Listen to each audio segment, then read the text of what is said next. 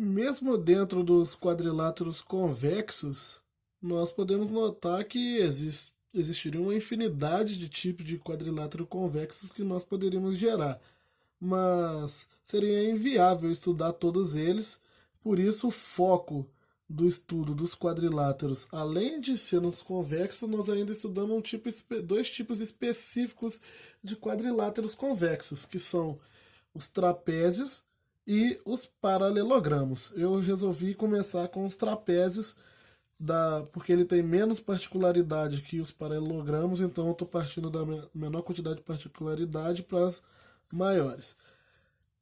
O que é um trapézio? O trapézio ele é um quadrilátero que possui um par de lados opostos paralelos. Então seria isso. Eu tenho aqui o lado AB, tenho o lado CD, são lados opostos e paralelos. Só essa particularidade vai nos gerar diversas situações que serão boas do porquê se trabalhar com os trapézios. Primeiro, esses lados opostos e paralelos, nós vamos chamar eles de base do quadrilátero, do trapézio no caso. Você vai ter sempre uma base maior e uma base menor, no caso. Nesse caso aqui eu resolvi botar a base maior embaixo, tá, gente? Mas esse trapézio poderia estar virado ao contrário, não é uma posição fixa.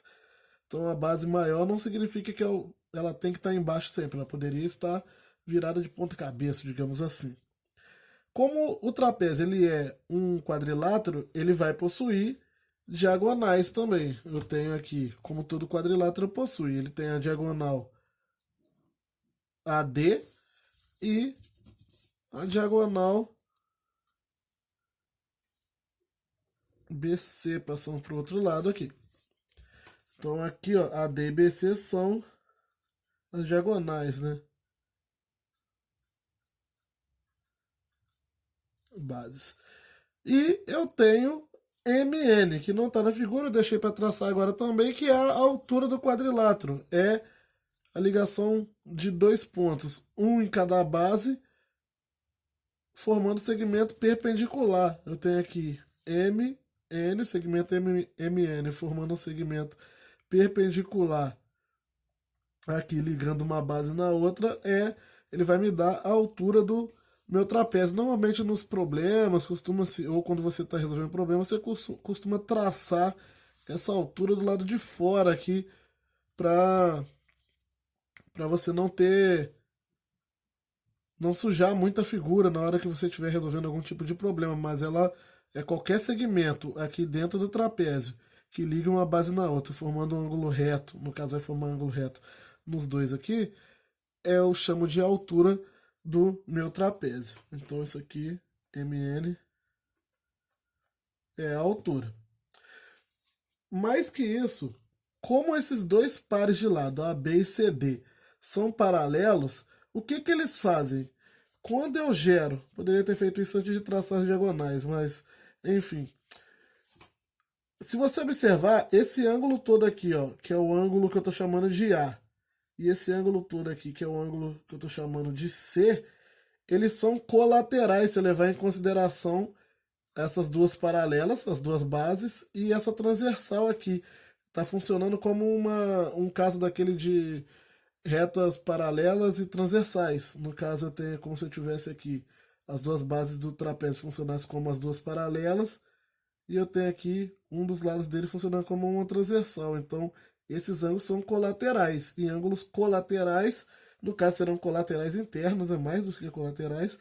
A soma deles é 180, ou seja, eles são suplementares, né? Assim como do outro lado, o outro lado do trapézio também vai gerar dois ângulos colaterais com a base aqui, né? Esse ângulo mais esse ângulo, que é o ângulo B e o ângulo D, ou seja, também são suplementares. Isso tudo está acontecendo por causa dessa particularidade única do trapézio aqui, de ser um quadrilátero formado por dois lados opostos e paralelos. E eu vou conseguir ter aí pelo menos dois tipos de quadrilátero, dois tipos de trapézio. O trapézio isósceles, que são aqueles trapézios que possuem os dois lados não paralelos iguais, então ele tem o lado paralelo e os outros, além de ter dois lados paralelos, os dois que não são paralelos são iguais. E é isso que está escrito aqui, né? É aquele que possui os lados não paralelos congruentes. Ou eu estou falando iguais aqui, congruente e igual é a mesma coisa em geometria, né? No caso aqui, o AC igual a BD. Isso que eu estou falando aqui. Ah, tá. E mais que isso, ele vai possuir esses lados, o AD e o BC iguais. E quem é o AC e quem é o BD? Se você observar, o AC é a diagonal e o BD é a outra diagonal. Por ele ter esses lados iguais, as diagonais vão acabar sendo iguais também, porque se você observar, você vai estar gerando aqui dois triângulos iguais, né? Pensa para esse lado de cá. Esse triângulo possui esse lado. Deixa eu gerar os dois aqui para ficar mais fácil de observar.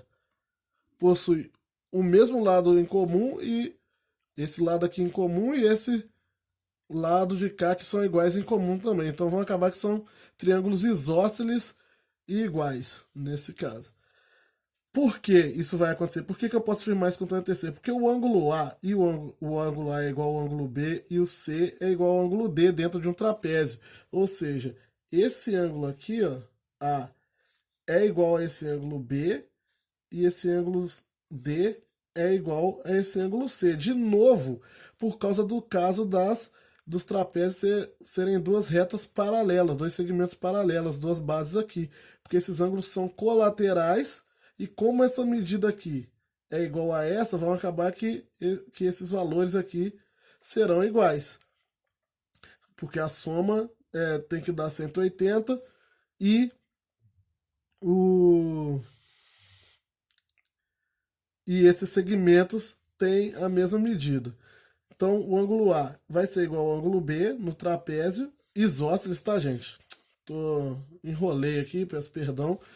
No trapézio isósceles, os ângulos que estão aqui adjacentes à mesma base, eles são iguais e as diagonais também são iguais, além dos lados não paralelos.